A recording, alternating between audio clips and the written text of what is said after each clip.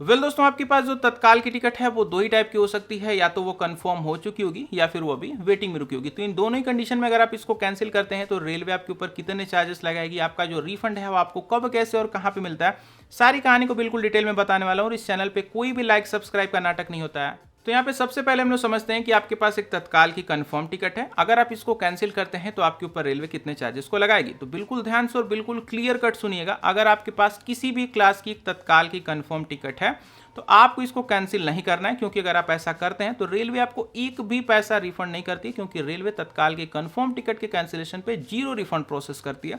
तो कभी भूल के भी अपनी तत्काल की कंफर्म टिकट को कैंसिल मत करिएगा, नहीं तो आपको रेलवे रिफंड प्रोसेस नहीं करेगी।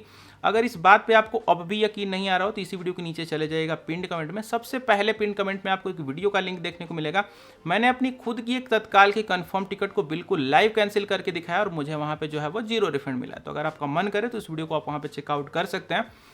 अभी हम लोग जंप करते हैं कि आपके पास एक तत्काल की वेटिंग वाली टिकट है, अगर आप इसको कैंसिल करते हैं तो रेलवे आपके ऊपर कितने चार्जेस लगा के आपका रिफंड कैसे प्रोसेस करेगी। लेकिन इस वेटिंग के टिकट के कैंसिलेशन चार्जेस को समझने से पहले एक इंपॉर्टेंट पॉइंट को ध्यान से सुनिएगा, नहीं तो आपका जो रिफंड है ना वो 0 हो जाएगा।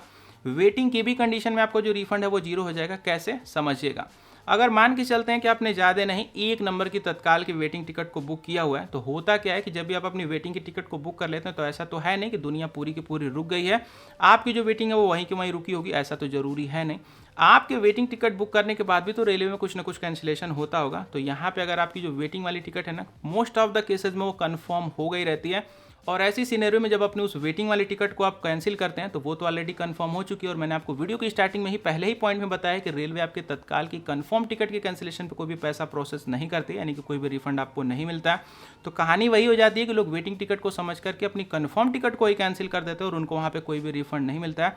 तो टिकट के कैंसिलेशन से बिल्कुल एकदम जस्ट पहले फिर से रिपीट कर देना, जस्ट पहले आपको ये मेक श्योर हो लेना है कि आपकी जो तत्काल की वेटिंग टिकट है उसका जो करेंट स्टेटस है वो भी वेटिंग की ही कंडीशन में होना चाहिए, क्योंकि अगर वो कंफर्म हो गई तो उसको कैंसिल करने की जरूरत नहीं है, क्योंकि वहाँ पे कैंसिल करेंगे तो कोई भी रिफंड नहीं मिलेगा।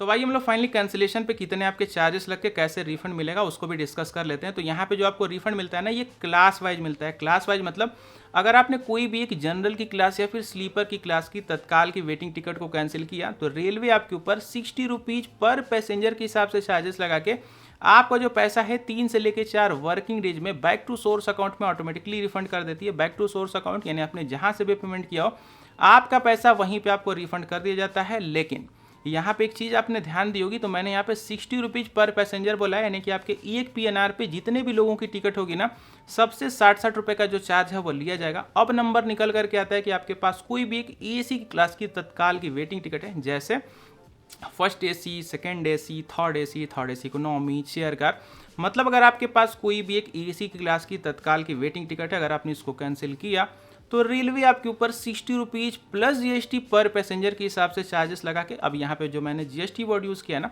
तो GST लगभग 7 से 8 रुपये के आसपास कटता है, इसको आप मोटा मोटा 10 रुपये पकड़ सकते हैं।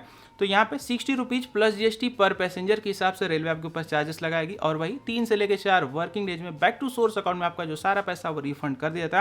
तो दोस्तों यही था बिल्कुल शॉर्ट इन्फॉर्मेशन तत्काल के वेटिंग टिकट से लेकर कंफर्म टिकट के कैंसिलेशन चार्जेस को लेकर। वीडियो आपको कैसे लगी कमेंट करके जरूर बताइएगा। मिलूंगा अगले वीडियो में। Good bye.